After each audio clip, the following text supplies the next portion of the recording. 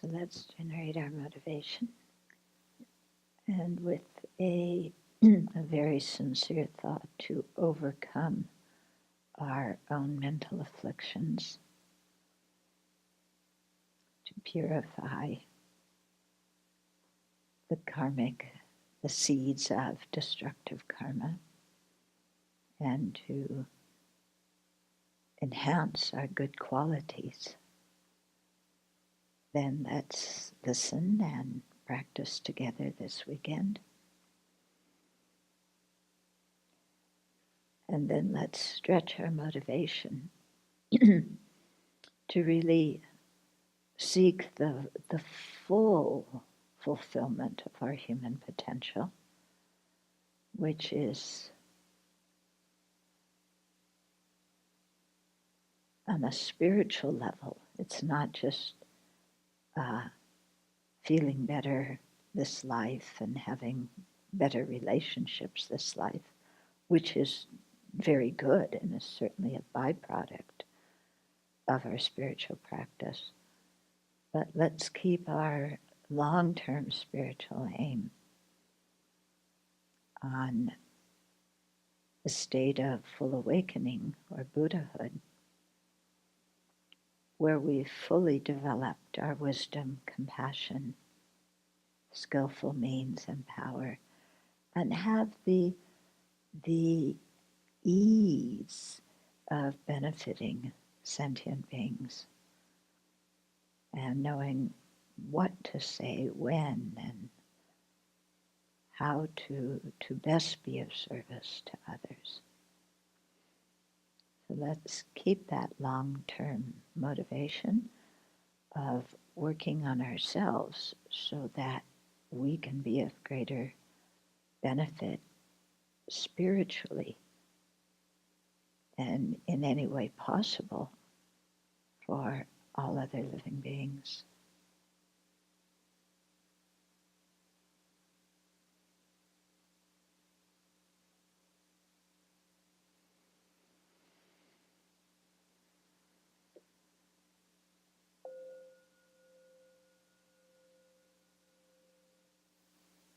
On Labor Day, we've done a retreat on concentration for many years. And so many of you have come to previous retreats, and many of you haven't come to the previous retreats. So kind of talking to quite a mixed audience. Some of you have been to the Abbey before, some of you haven't. Some of you are longtime practitioners, some of you are fairly new, some of you are in between. So, there's a whole group of different needs and different dispositions. And so in the past, when I've taught the course, we've done it from the perspective of Tibetan Buddhism, how to develop concentration from how the Tibetans teach it, and which is from the Sanskrit tradition. And then we've also done it from the viewpoint of the Pali tradition and how to develop concentration in that way. It all comes to the same point, and there's a great deal of overlap between it.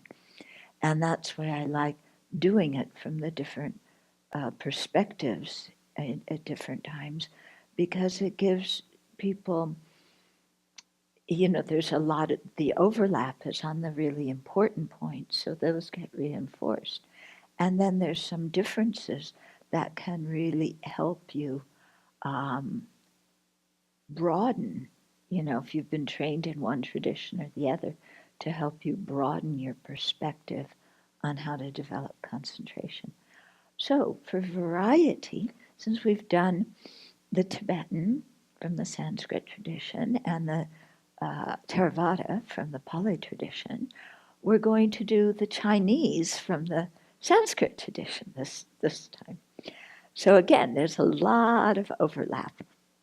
But, there's a few different approaches that I think will fill in some spaces for people. So I'm going to be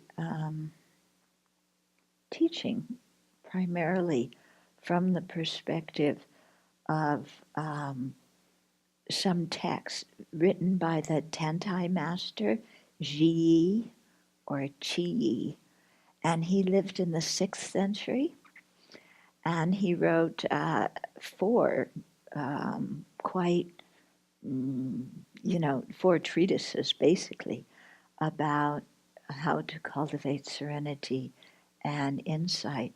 And he wrote these, in the 6th century, which was quite, you know, it was early on. Buddhism was just barely even entering Tibet at that time. And so he, still in China, people were learning how to meditate and what meditation was. And so his texts were some of the clearest and most important texts, and the instructions in them were practiced by meditators in all the Chinese traditions. Even though he was from Tentai, what he taught was practiced in Chan, in Huayan, in the other traditions as well. And so the practice of serenity, or which is shamatha, or concentration, which is samadhi. Yeah, it's it's usually taught in the context of 2 things: serenity and insight. So shamatha vipassana, because these are 2 elements that are really critical to understanding the nature of reality and really purifying our mind. Okay? So there's a lot of prerequisites that come before you train in concentration and wisdom, or in serenity and vipassana. We have to do a lot of basic purification of the mind first, and learn the Buddhist view so that we know where in the path to awakening the practices of serenity and insight fall. Because they're actually, in some ways, they're quite advanced practices, but we also start training in them somewhat from the very beginning. But at the beginning, too, there's a lot of other stuff we need to learn and to train the mind in. Why? Because if you have a dirty pot, that's filled with crud, and you want to make delicious hot chocolate in it, you need to clean the crud out of the pot before you cook the hot chocolate. Yeah, if you just put your milk and chocolate and sugar into the cruddy pot, you're not going to come out with very good hot chocolate. Yeah, in fact, it's probably going to be rather stinky because you put it in a dirty pot. So our minds, are fairly dirty pots. I know we don't like to think of ourselves this way. We like to think of ourselves as competent, capable adults who are on top of everything, who never have wrong views, who never lose it emotionally, who never exaggerate, but who always think clearly and we're always right. Okay, so right there, you can see how cruddy our pot is. Because when we think of ourselves in that way, we're totally missing the picture of where we're at. But, we are extremists. So we either think that we're completely capable, competent at never having any disturbing emotions or distorted perceptions or wrong views. But sometimes, that kind of cracks a little bit. So then we go to the other thing, and I'm just hopeless, incapable, can't do anything, full of anger, full of resentment, full of greed. My mind's a disaster. I'm the worst person in the world, and I'm hopeless. So, if we thought that the jihadis were extreme, we have our own extreme views in our own mind, you know? And a lot of this revolves around our view of ourself. So we have an inability to really see our good qualities and to rejoice at them and see our potential and cherish it and respect it. And we also have an inability to frankly face, our distorted emotions and wrong views. Okay? So this all the preliminary work that we do prior to going into serenity and vipassana are aimed at, bringing some kind of mental balance grossly to our mind, so that then when we sit down and meditate, we're not distracted by all this other garbage going on. Okay? In the few moments that we did some breathing meditation prior this morning, is there anybody here who didn't get distracted? Yeah? Because our minds are, we sit down to meditate with the best of intentions, and maybe we get one breath, and then the mind is, off somewhere else. Yeah? Or even we get two breaths, but then we start worrying about if we're breathing correctly. Yeah? And anxiety comes out. Am I breathing correctly? Then, we go off on our anxiety trip. Am I breathing correctly? Am I sitting correctly? What did all the other people in the room think of me? Their eyes are all closed, but still, what do they think of me? Yeah. So, a lot of this kind of stuff we need to work at and clear out. But today, over the course, we entitled it concentration, so we will focus on that. But some of the material that we go through, especially when it comes to discussing the hindrances for concentration, that is a lot of the preliminary work that we do. So this morning, I think you did some meditation, right, about some of the hindrances, and that will continue in your morning and evening meditations, because if we can get a handle on the 5 hindrances, it's very, very helpful. Yeah, but it also takes a while. Okay. Shiyi's instructions, were quite important, like I said, because they appeared in China where there wasn't a lot of, at the time when there wasn't a lot of instruction, good instruction on meditation. And he really studied the sutras and the shastras very well and drew out the points in them. Okay, so serenity or shamatha, it is what suppresses the afflictions, and then insight or vipassana is what cuts the afflictions off from the root. Now, when we say suppress the afflictions, some people think, oh, psychological suppression, that's not good. Okay, we're not talking psychological suppression here. Okay, it's just when we have very gross afflictions, very difficult to gain wisdom or concentrate or to steer the mind in a good direction, because our mind is so habituated with ignorance, anger, and attachment, and pride, and jealousy, and resentment, that is difficult to steer it in a good direction. Yeah.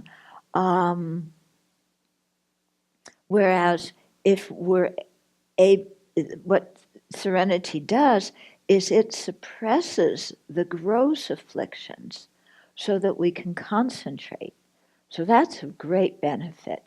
But serenity and concentration alone do not have the ability to cut the afflictions from the root, so that they never arise in our mind again.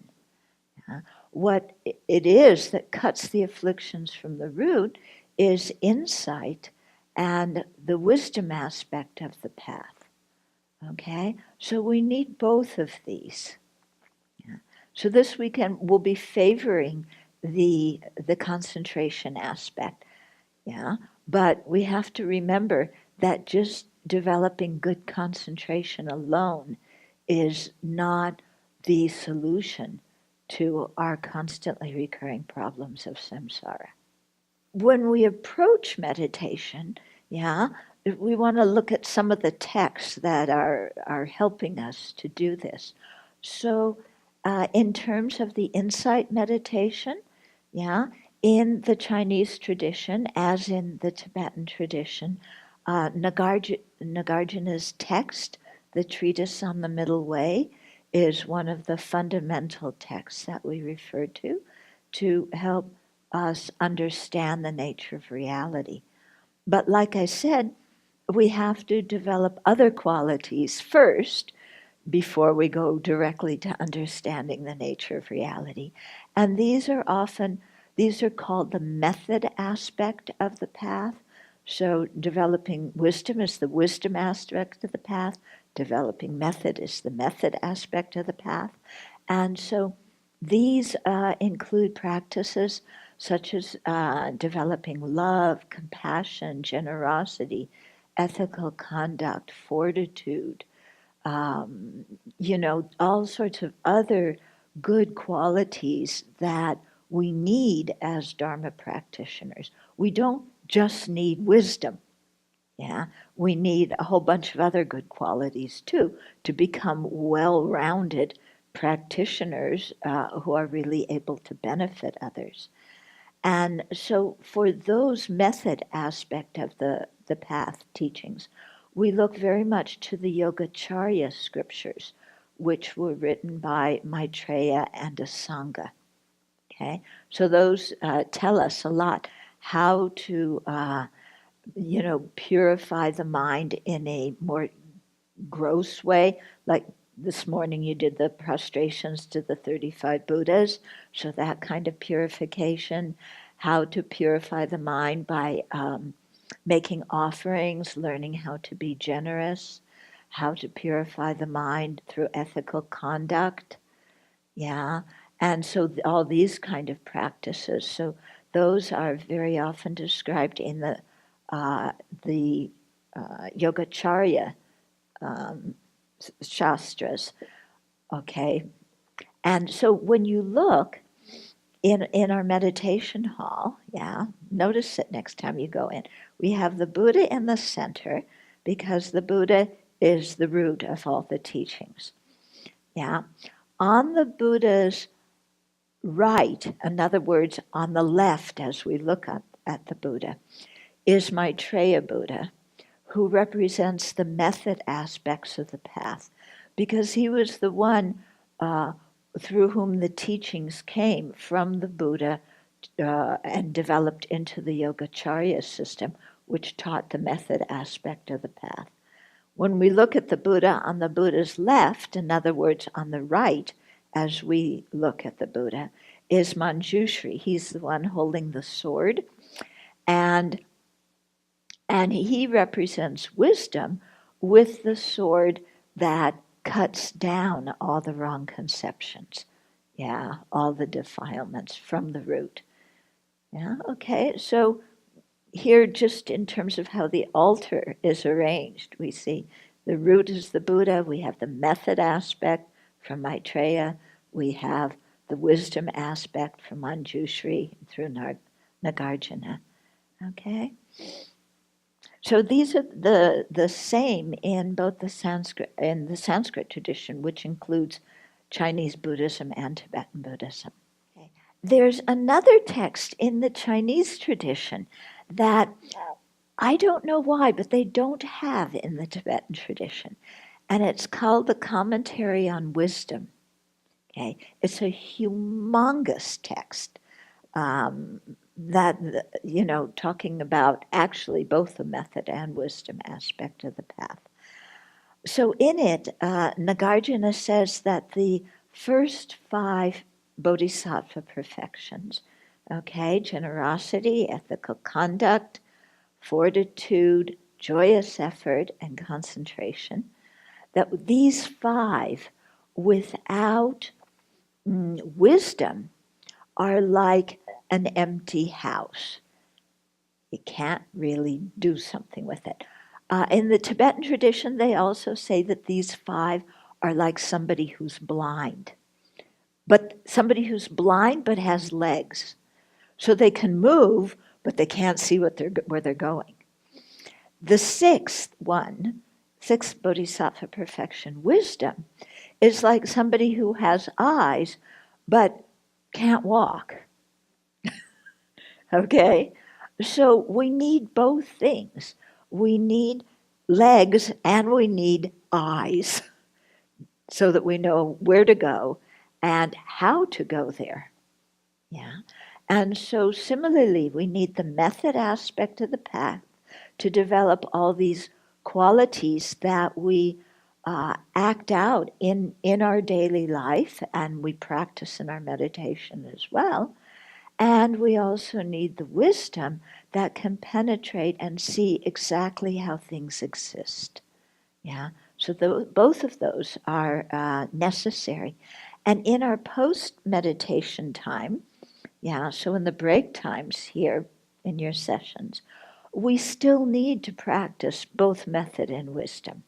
Okay, so it's not like in the break times that then it's like, okay, we're not meditating in the hall anymore. Now I can go out and read comic books and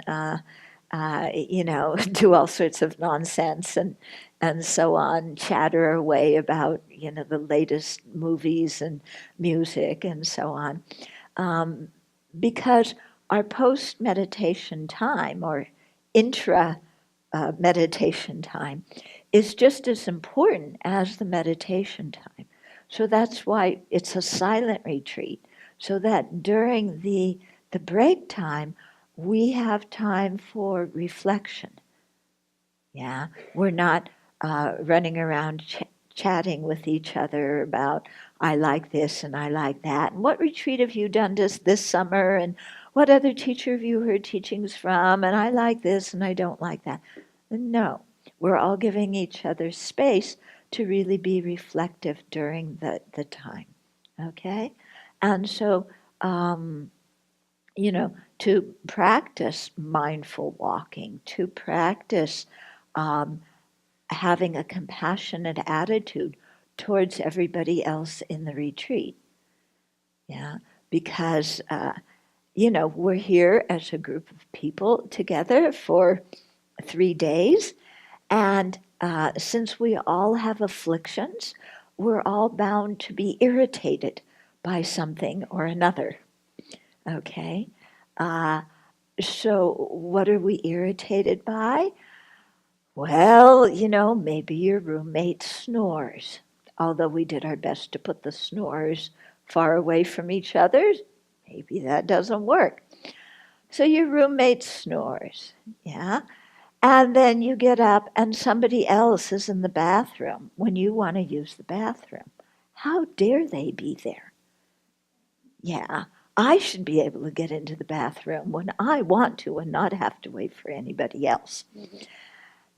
And then you come to meditation and you sit down and you're doing breathing meditation and the person next to you has a clogged nose.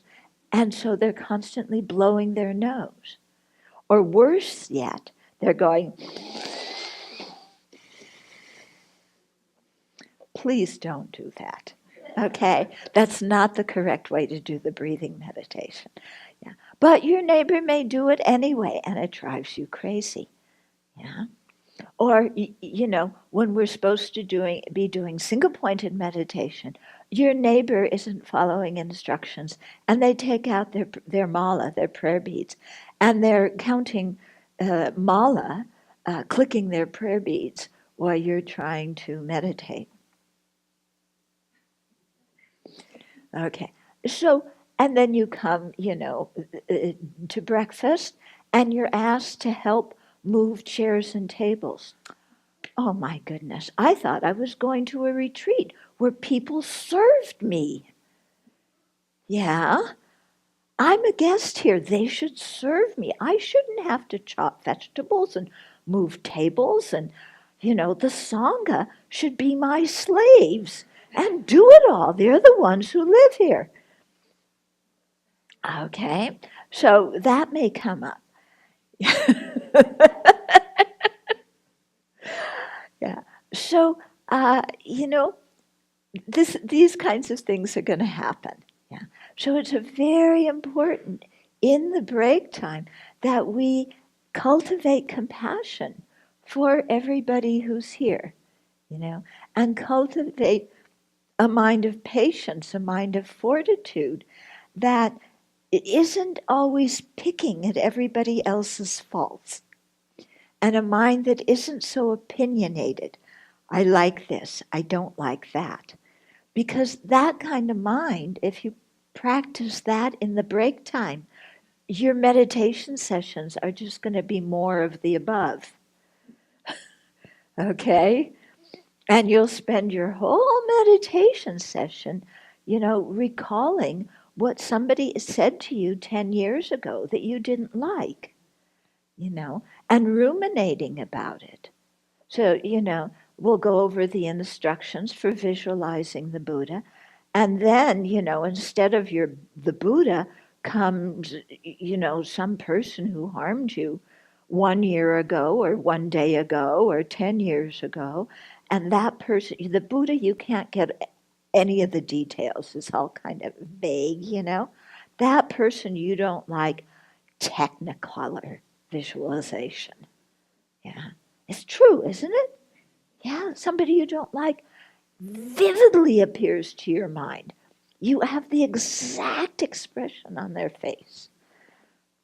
Yeah, you really feel like you're sitting in their presence and you're totally annoyed. Yeah, angry, insulted, offended. Yeah. But you visualize the Buddha, and then Buddha's kind of, you can't really get it. He's smiling and he's looking at you with compassion and acceptance. And nobody looks at me with compassion and acceptance. I can't even visualize that, let alone feel like or I'm practicing, think I'm supposed to think that I'm in the presence of the holy beings, but oh, that makes me so anxious. I'm so ashamed because I'm sure they're judging me. I don't want to visualize the Buddha in front because, he's looking at me like, saying, you don't do your morning practice. You get angry. You're breaking your precepts. We project all that on the Buddha. Okay? So you are you getting what I'm saying here? Yeah? So what we have to do when we're developing concentration is learn to make the image of the Buddha, if that's our object of meditation, clear, and learn to really feel like we're sitting in the Buddha's presence. And he's looking at us with 100% acceptance and compassion. Yeah. And not just think of the person who insulted us all those years ago, who we're still so angry at. Yeah? Okay, so you see why we have to do the preliminary work on our anger first. Yeah, because it really interferes. Okay, so so then Xi goes on to talk about some of the prerequisite conditions for cultivating serenity. Okay, and these overlap with the prerequisite conditions in the Tibetan tradition because they come from the same source, the the Yogacarya text. Okay, so there's 5 important factors to really have in place if we're going to develop serenity. So we have to see if we have all 5 of these. Yeah, we may not. And so then we have to do some work at gathering or creating these 5 circumstances that will help us to develop, that are prerequisite to develop serenity. Uh, or, you know, in our daily life, we may not be able to have all 5.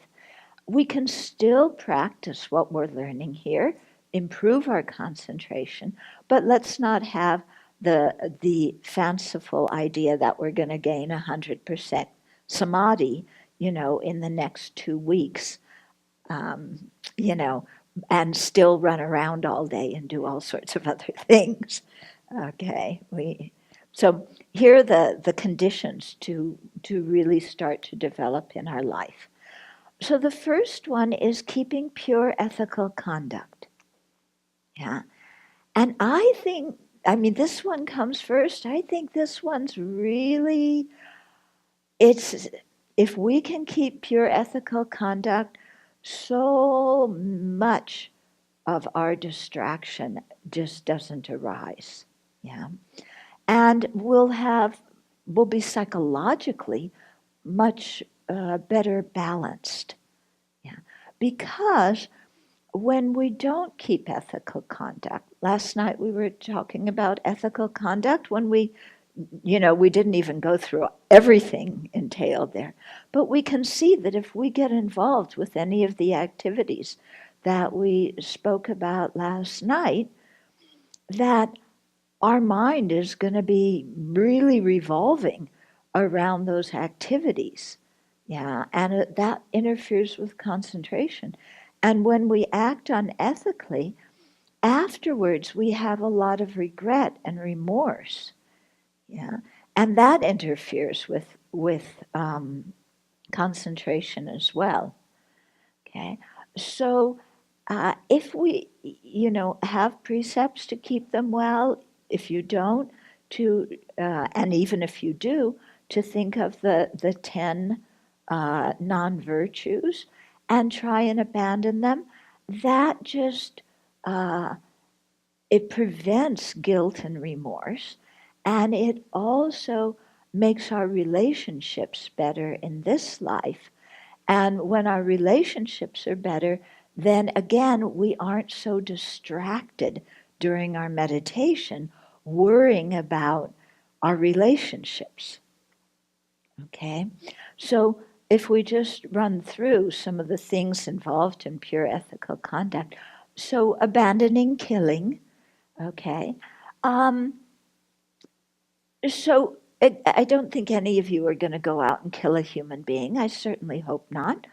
But, if you go hunting, if you go fishing, if you go to a live seafood restaurant where you drop the animals in the hot water, do you feel good about your own actions? Yeah.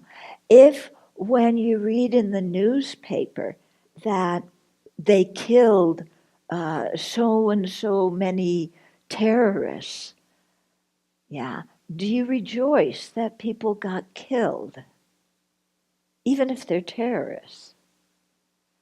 Yeah. Because look at how that's affecting your mind, even if we rejoice at people getting killed. Yeah, it affects our mind in a not such a good way. Yeah, when they have capital punishment and then we rejoice, oh, good, now justice has been, uh, served. Yeah. Do we really feel good? Does killing another human being really make up for the harm that human being did to somebody else? Or does this kind of rejoicing, on one level, Oh, our anger feels good. Yes, this guy got killed. But deeper down, look past your anger, deeper down. When somebody else suffers, do you feel good about it? Yeah. So we can see here on a more subtle level, psychologically and spiritually, we've got to be very careful what we rejoice at, because that affects us. Mm-hmm. If we steal things, yeah, we take things that haven't been freely given. Yeah. You borrow one of the books from the Abbey's library and you forget to return it. And then you see it in your house. First of all, you weren't supposed to take it out of the Abbey to start with, but never mind. You took it out because you were only going to use it for a few days and then return it. But then you forget to return it, and you notice it a year later sitting on your bookshelf. And you think, oh, I should return it. Oh, but that's too embarrassing. Then they'll know that I kept it out for a year. I took it. So I might as well just keep it. Anyway, I like the book. So this kind of thing of borrowing things and not returning them, I don't care if it's from the Abbey or from your friend, using resources at work for your own personal self when whoever you work for doesn't agree with that. This kind of way that we have of navigating the world, always getting the best thing for ourselves. Yeah.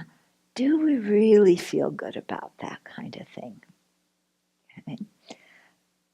Unwise and unkind sexual behavior. Boy, that one will really ruin your meditation. Because on one hand, you're sitting there trying to concentrate, and your mind is fantasizing with the people you're attracted to and how, I'm cheating on my partner, but they won't know. If I do this, I can meet this other person who's so sexy, and my partner won't find out, and the kids won't find out, and, I can arrange it all. I'm sure it'll all be okay. And, and this is what's going through your mind in your meditation, Or after the fact, it's like, uh-oh, I did this. I think my spouse has suspicions that I've been unfaithful. What am I going to do? How am I going to explain it? This is a big problem. And and so again, lots of distraction in your meditation. Yeah. And so that's even one reason why here, when everybody's at the Abbey, no makeup, no jewelry, no sexual relationships, because all of that becomes such a huge distraction. I know some of you are on starvation diet, no music, no internet. We made you give up your hand phone. That's like cutting off your hand. No television, no radio.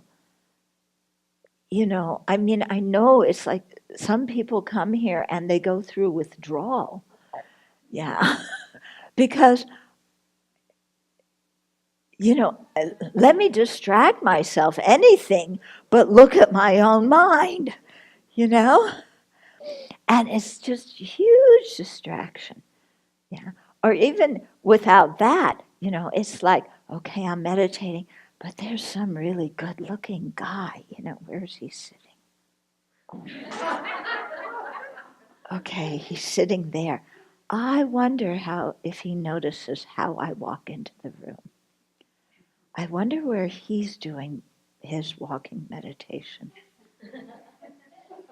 Okay, so there's 3 groups of walking meditation. I'll be in the same group that he's in. We're only keeping silence for 2.5 days. After that, I can talk to him. God, he's so good looking. Oh, back to the Buddha. Yeah, big distraction. distraction, isn't it? Okay?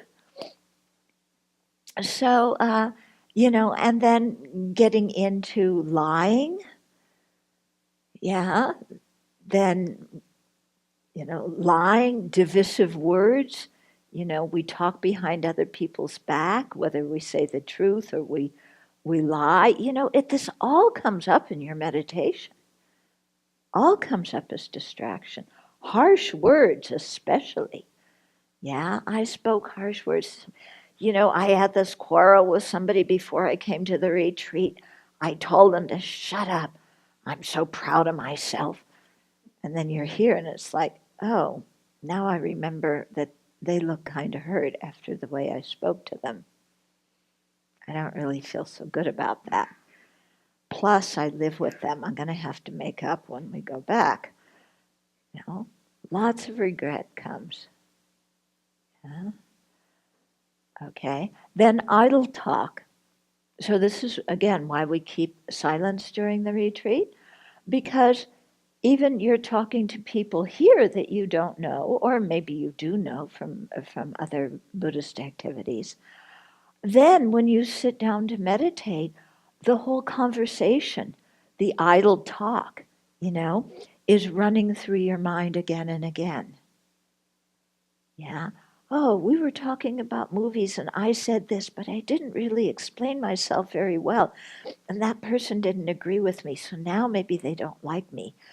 Oh, that I don't feel so good about somebody here not liking me. But they also didn't agree with me, so I have every right to not like them too. So maybe, okay, next break time I won't talk to them. I'm going to go talk to somebody else. Yeah. So this is going through your mind when you're trying to meditate. Okay? So you see why ethical conduct is so important if you're going to develop concentration. Because if we don't keep ethical conduct, all that stuff is just running through our mind, galloping through our mind, one distraction after another. Okay, so that's not going to work. So ethical conduct is really important because it pacifies our physical actions, it pacifies our verbal actions, and of course, to avoid, harmful physical and verbal actions, we have to pacify our mind. We have to look at the confusion, the anger, the resentment, the greed, the attachment that fuels all these verbal and physical non-virtues. Okay? There's a whole production. So right now I want to pause. We only did one of the 5 prerequisite conditions. We'll get to the others. Yeah. But what I want to do now is go through, how we're going to meditate. Because in the next session, which will be, we'll have walking and sitting meditation. So I want you to know what you're going to be doing during that.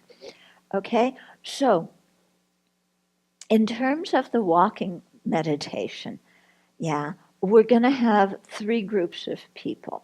The doing the walking meditation in 3 different ways. Okay, so you can choose which group you go into. One group is walking very slowly, and they will circumambulate the inner circle around the Buddha statue in the garden. Okay? And those people will focus, because they're walking slowly, on, first right and left and right and left, And then as they slow down more, lifting, pushing, placing with each foot. Lifting, pushing, placing. Okay? So that you become very aware of all of the different things going on as you're walking in slow motion. Okay?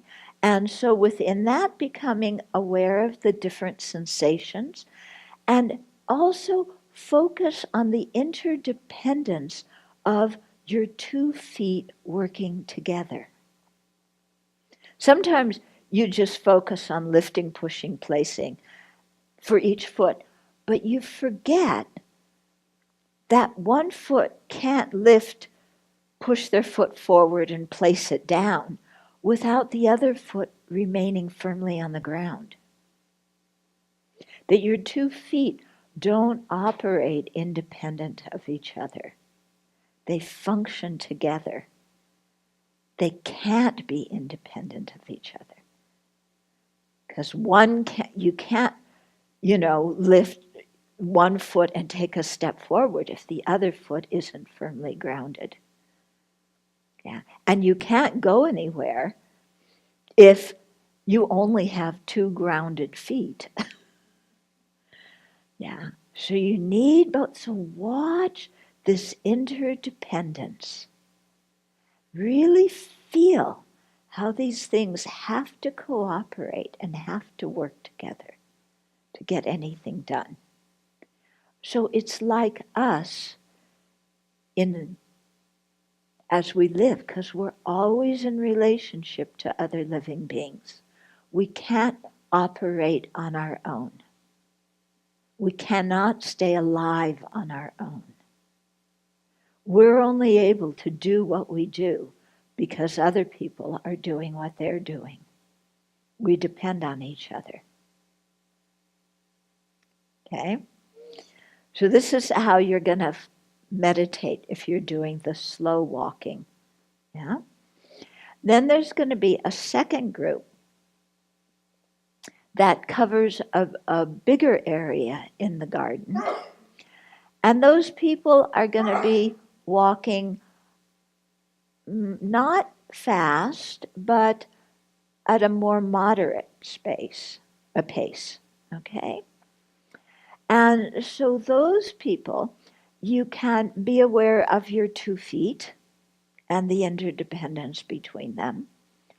Or you can imagine a Buddha on top of your head, radiating light out to all the living beings in the garden, all the living beings in the universe. Sometimes you may want to visualize the Buddha in your heart too, radiating light. And imagine that the Buddha is, as the light goes out to all the living beings, pacifies their mind, yeah, makes them peaceful, brings them wisdom, yeah. And so you think of all the bugs in the garden, yeah. You think of the turkeys and the chipmunks and the voles and the birds and, all these other living beings. And you send out your compassion towards them by imagining, as you're walking, the Buddha in your heart. Okay? Then the third group of people will do the walking meditation, walking pretty briskly. Okay? And so this really is working with the energy in, the chi energy in your body to get it moving. So if you're having a drowsiness in your meditation, that's quite good to do. And those people will go like around here and up the hill and around, walking more quickly. Everybody will be walking, and those people also will focus on the Buddha on their head or in their heart, radiating light to all the living beings. Okay? Also living beings everywhere, not just, the ones you can see around here. So you can choose which group you want to go into. And so we'll do walking meditation for 15 minutes. Then we'll ring the bell. And then more or less where you're at, sit down. And so there's mats out there, there's chairs. You can take off your shoes and sit on your shoes. And we're going to sit down and do sitting meditation for 15 minutes. So we're going to alternate, 15 minutes walking, 15 sitting, 15 walking, okay, for the hour and 15 minutes. So when you sit down to meditate, okay, to go, and what I'm explaining now pertains also for the sessions that we're doing in here. So, sit cross-legged. If you can't, sit in a chair, yeah, with your feet flat on the floor and your back straight. It's good to have your hands, you go in your lap, the right and the left, the thumbs are touching. That forms a triangle. This is in your lap against your body. So not out here and not like this, okay, but just a relaxed way on your lap so that naturally there's some space between the side of your body and your arm that allows for some circulation. Yeah? So you don't stick your arms out and you don't keep them flat like that, okay? Yeah? And then you keep your head level. Yeah? You can tuck your chin in a wee bit, but not too much because you don't want it to keep going down, okay? Your mouth is closed unless you have really bad allergies, and your eyes are lowered, okay? If they close naturally, that's okay, but if you can keep them in front of you, not slightly open, but not looking at something, okay? So you have to kind of get used to that. Because you're focusing with your mind, you're not focusing on what your eyes are seeing. But if they're a little bit open, then that prevents drowsiness. Yeah. But like I said, if they close naturally, that's okay. Yeah. And then you can, some of you are very familiar with breathing meditation, so you can do that if you want to. Just breathing normally and naturally. There's many different kinds of breathing meditation. Yeah. But if that isn't one of your main practices, I want to introduce, because those people I don't really need to give much instruction to. If it's the breathing is one of your main practices already, that's okay. But for other people, what I want to introduce, what we do in the Tibetan tradition, is we focus on a visualized image of the Buddha. There's many, many different objects of meditation, but this one is recommended because if we can create in the space in front of us an image of the Buddha and really feel that we're sitting in the Buddha's presence, that has a very healing, salutary effect on our mind. Okay? Visualization doesn't mean that you see the Buddha in living technicolor. It just is a visual image. Now, some people tell me, but I can't visualize. Okay. If I say pizza, do you have an image of pizza in your mind? Yeah. Do you know what kind of pizza it is? Okay. Thin crust, thick crust, tomatoes, pepperoni, lots of cheese, little cheese. You have an image of pizza with your eyes open. That is visualization. Okay? So that's the same thing we're trying to do, but the image is the Buddha.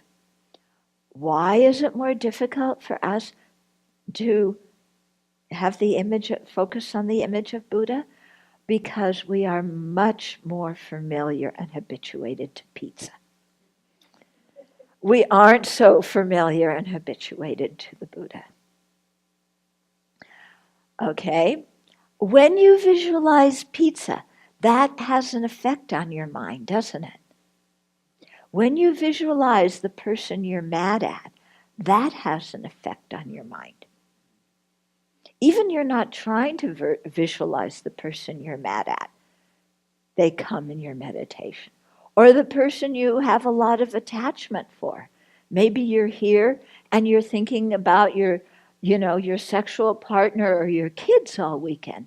They're right there. You don't have to try to visualize. It's so easy because of the habituation.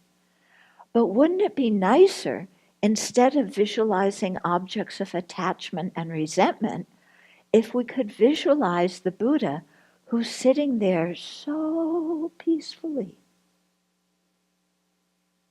Yeah?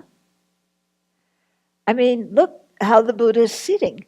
And, it's good to look at an image of the Buddha. You're not, in your visualization, you're not visualizing a statue or a painting, but looking at a statue or painting beforehand will help. But look at the expression on the Buddha's face. Very peaceful, isn't it? Yeah? When we imagine the Buddha sitting in front of us, yeah, we do it as a small Buddha. Some say this big, some say this big, but maybe 4 to 6 feet in front of you, you imagine the Buddha, and you imagine his face just so peaceful. Yeah, that's going to affect your mind in a really good way, isn't it? Okay. If I say visualize Donald Trump in front of you, that gives you a whole other thing, doesn't it? It affects your mind. Yeah, go back to the Buddha. Yeah, that affects your mind in a really good way. So the benefit of using this kind of image is that you're not only developing concentration on the image of the Buddha, but you're developing a relationship with the Buddha. And by looking at the Buddha's peaceful expression, you're finding that peaceful expression within your own heart. It's activating that in your own heart. It's calling that forth. Yeah.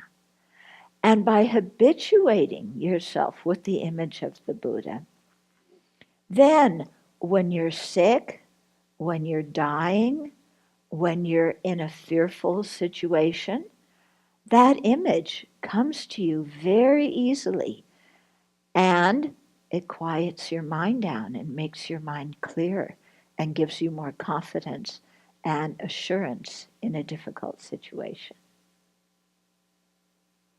Okay, so there's some extra added benefit to having the visualized image of the Buddha as your object of meditation. Okay, so when you generate that image, you sit down, you can do a little bit of breathing to clear your mind and settle it first. And then, like I said, about 4 to 6 feet in front of you, you visualize a Buddha. Not a big one, but, anywhere between this big and like that big. Yeah. Don't worry. Well, maybe it's an inch bigger than she said. Maybe no, that's okay, Okay, so you create the image of the Buddha, and at first you just get the general shape of, the Buddha, just the general characteristics, okay? So there's the Buddha, peaceful expression, left hand in his lap with an alms bowl, right hand on his right knee touching the earth, okay? Long earlobes, these nisha protrusion on his crown that represents, his enlightened realization. So you get the general image, and then you start going through each of the aspects more carefully and looking at it. Okay, so really thinking, really focusing, getting his eyes clear, and then his face, what his face looks like, yeah, and the expression on his face, and then looking at the rest of the Buddha's body, and describing it to yourself. He's wearing the monastic robes, okay? So, and sitting, he's actually sitting in full Vajra position. So you go through all the different aspects. And he's not just sitting there out in space, kind of floating, but they say that he's if you can visualize it, on a throne. And on the throne is an open lotus flower, and then a sun disk and a moon disk that are flat. So it's not round suns and round moons where the Buddha's going to be slipping off, okay? But it's flat suns, flat sun and a flat moon, yeah. And so he's sitting on that. The throne represents, the respect that we give him. The lotus, renunciation. The sun, wisdom. The moon, bodhicitta, yeah. So it's showing that he has mastered those, he has those realizations. And then you visualize the Buddha sitting there. And so you go, get the general thing, then go over the details to fill it in, then focus as much as you can on whatever image you're getting. It may not be totally clear. That's okay. Yeah, that's okay. But just feel like you're sitting in the presence of the Buddha. And how relaxing that is. How fulfilling that is to some deep inner need you have in your heart. Yeah, to have the Buddha look at you with acceptance and compassion. If the image starts to fade, then go through all the different characteristics again, and then go back to the whole image. Okay? Questions or comments? His Holiness, because that's kind of a real person that I can relate to more rather than a statue that I'm trying to make into a person. Right. They usually recommend, visualizing the Buddha. Yeah. If you put His Holiness's face on the Buddha, I don't think that's a big problem, But, think that you're visualizing the Buddha. Okay? This might seem silly, but my Buddha does bob. So it floats a little bit. So you said lotus flower and then the moon and then the sun underneath? No, it's the lotus. Okay. Yeah, and then I think it's the moon first and then the sun disk. And then he sits on that. And then he sits on that. Okay. Yeah. So he's, keep the Buddha stable. Mm-hmm. Yeah. If he grows bigger or smaller, come back to what he was at the beginning. Okay. Yeah. Could you just repeat what the lotus, moon, and sun symbolized? Yeah, the lotus is renunciation.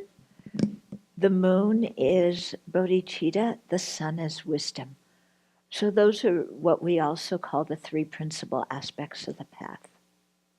The Chinese teacher who wrote the treatise, can you spell his name? There's two different spellings. I think one is pinyin and one is the old way. So, so the pinyin, I think, is ZHIYI, and the old way is CHIH-I. And he lived 538 to 597. I had a question about, or a comment about the non-virtues. So I was wondering if you could maybe touch on, because intoxicants is not listed on the non-virtues, maybe the pitfalls of intoxicants while trying to do concentration meditation. Okay. Well, you're gonna sit down. Where's the Buddha?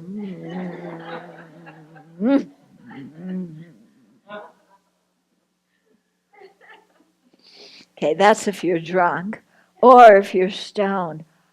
Wow. look at those colors of the Buddha's robes, far out. I can see every fabric, every thread in the fabric. Okay, yeah. The intoxicants is not listed in the 10 non-virtues because it is not a naturally negative action. Okay, meaning that anybody who, when and people take intoxicants, they don't always have a negative motivation. Okay, for example, in the Civil War, when they needed to amputate somebody's leg, they got them drunk to do it. But as we all know, intoxicants are a huge problem.